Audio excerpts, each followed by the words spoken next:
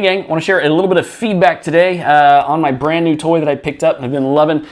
This is Bmax's B1 Pro Mini PC. I was looking for something that I could install in home, be headless, and so not have a monitor attached to it or a keyboard or anything like that, and be able to remote into it, and pick this up a few weeks ago and have been so happy with it. If you've never seen one of these, this is a miniaturized PC. This is running the Intel Gemini Lake CPU inside of it. This particular model has 128 gigabytes of storage, 8 gigabytes of DDR4 RAM.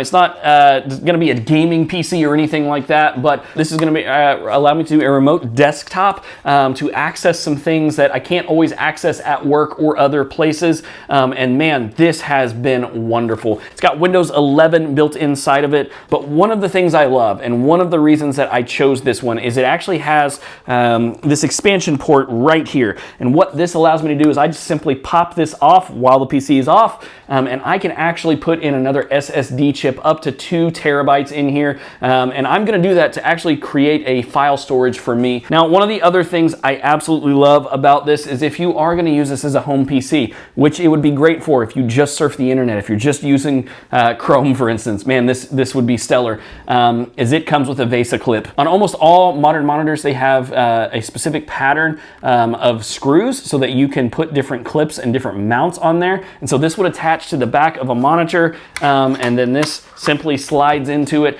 and it literally can just hang on the back of your monitor, almost completely unseen, almost completely without wires. Most of the modern PCs that people have for their houses, man, they're barely used. They use a ton of energy to stay up and running. You don't need everything that's built into them. A lot of times they're filled with a lot of bloatware.